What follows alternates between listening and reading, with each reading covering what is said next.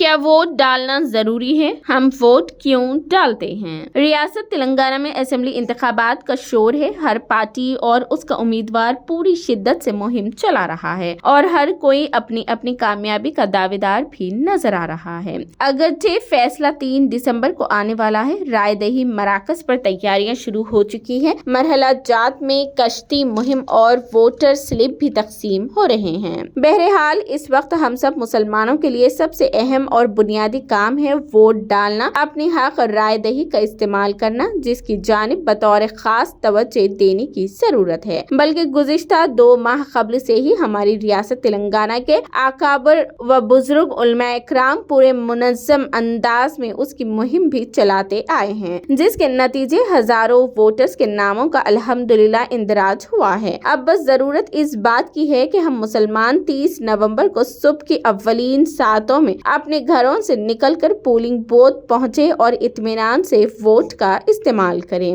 اس حوالے سے میں چند باتیں ذکر کرنا مناسب سمجھتی ہوں کہ آپ کے اپنے نظریات جدا ہو۔ میرا ماننا ہے کہ الیکشن کے روز ہمارے لوگ 3 طبقات میں بٹ جاتے ہیں۔ مالدار اور انتہائی مصروف ترین زندگی گزارنے والے لوگ، جو بہت آسانی سے یہ سمجھ لیتے ہیں کہ ہم کو ایک دن چھٹی کا مل گیا، لہٰذا اس کو کارآمد بنا لینا چاہیے اور وہ شہر کے باہر چلے جاتے ہیں۔ کچھ رشتہ داروں سے ملاقات یا سیر و تفریح کا ان کو موقع مل جاتا ہے۔ دوسرے طبقے کے لوگ جو کچھ متمول گھرانے سے تعلق رکھتے ہیں اور کچھ زیادہ مصروفیات ان کی نہیں ہوتی، میرا ماننا ہے کہ صحیح سوچ سمجھ کر یہی طبقہ ووٹ ڈالتا ہے اور اپنی ذمہ داری سمجھتے ہوئے پورے اہتمام اور فکر سے رائے دہی کا حق استعمال کرتا ہے۔ تیسرا طبقہ وہ ہے سلم علاقوں کے باشی ہوتے ہیں جن کو ووٹ کی اہمیت اور وزن کا اندازہ نہیں ہوتا۔ وہ لوگ صرف ووٹ کے بدلے ووٹ ڈال کر سمجھ لیتے ہیں کہ ہمارا حق ادا ہو گیا اور ہم اپنی ذمہ داری سے سبکدوش ہو گئے ہیں۔ اب اس طبقاتی تناظر میں سوال یہ پیدا ہوتا ہے کہ کس کا نظریہ صحیح اور درست ہے اور کون غلط راہ پر ہے۔ تو جواب بس اتنا ہوگا کہ ہم میں سے ہر ایک کا ووٹ استعمال ہونا چاہیے اور 100% رائے دہی کو یقینی بنانے کی جان توڑ کوشش کرنی چاہیے۔ اگر ہم قرآن و حدیث کی روشنی میں مذکورہ دونوں سوالات کے جوابات تلاش کریں تو معلوم ہوگا کہ ووٹ ہمارا ایک دینی شریف فریضہ بھی ہے اور ملی و ملکی حق بھی ہے، اس لیے ووٹ ڈالیں اور اس کو ضروری سمجھتے ہوئے ڈالیں۔ شرعی اعتبار سے 3